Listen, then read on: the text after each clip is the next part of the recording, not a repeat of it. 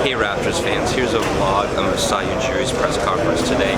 He talked about the miscommunication between he and DeMar DeRozan over possible trades. It was about why Kawhi Leonard, the top 5 player, was available and why they jumped on it despite the injury concerns.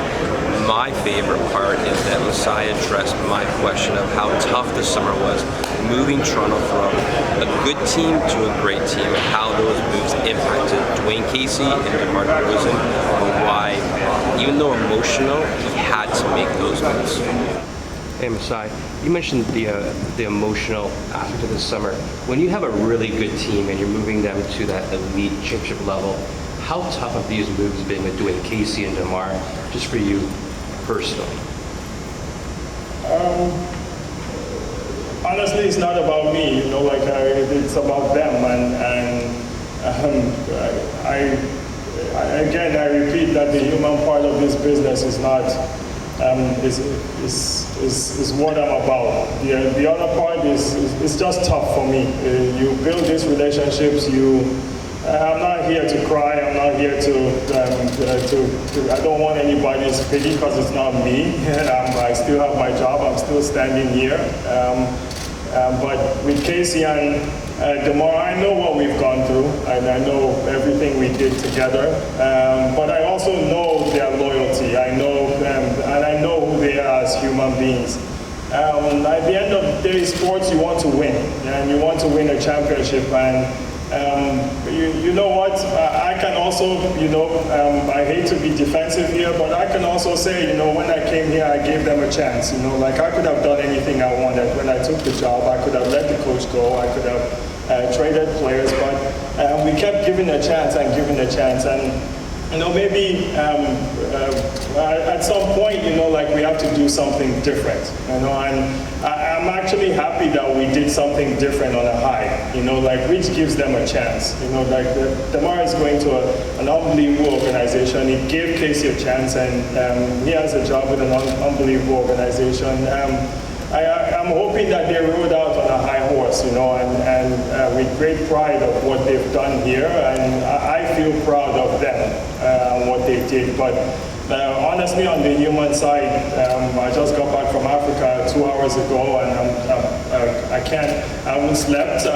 It's not for anybody to pity me, but that's the nature of the job. That's the nature of what we do, and I keep thinking about this, but the risks is what puts people above, and I'm willing to take risks. My team is willing to take risks. I think I want to acknowledge Bobby and these guys. They've been great on the ground, doing a lot of work. Honestly, it's about them. And I wish them the best and success. And I hope that friendship and everything that we built in 5 years, can continue one day further.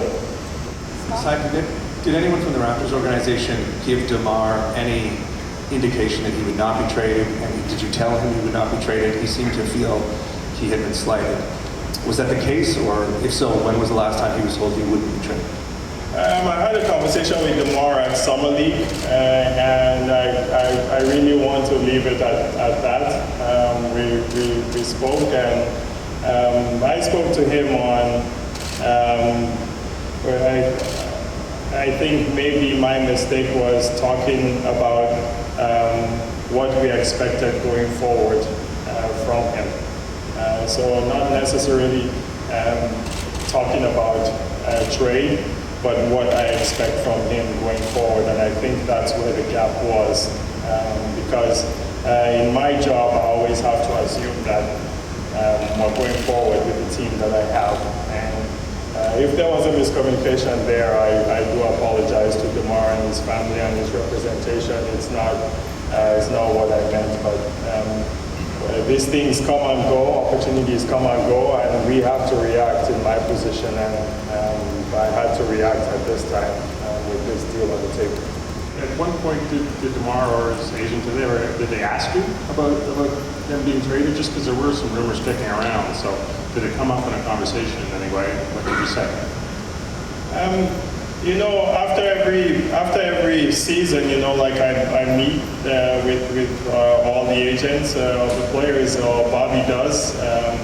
And I did meet with DeMar's representation, and for me is to lay out what all the options are. And when I met with Aaron at Summer League, I think maybe my mistake was saying there was nothing imminent at the time.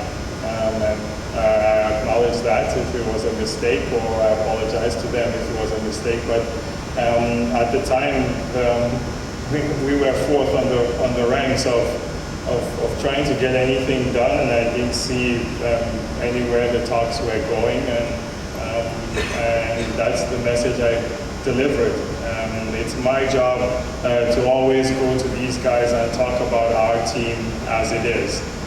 That's my job every year, and they will acknowledge that I do that with them every year. Well, Kyle is, I'm sure this is hard on him. I completely understand. I haven't talked to him since, communicated with him since Summer League, but I know this is tough for him, and eventually it's one of his best friends in the world. You know, like they did everything together. It was the dynamic duo of the Toronto Raptors for years. They carried us and they brought us to where we are. I hope, but I hope to talk to him soon. Without the medical information and with everything that happened last year, how confident are you that Kawhi is going to get back to 100%? Obviously, there's some risk here with everything, but how confident are you that he's going to get back to the player that he was? All I'll say is without all this medical drama that there is, we have no chance of talking to a player like that. Zero. You have no chance. He would be in San Antonio, and we wouldn't have a chance to get him. This is why we have a chance, and this is the risk that you're taking. We've looked at some of the medical, like as soon as the deal was done, and the rest will depend on the physical that will be done shortly.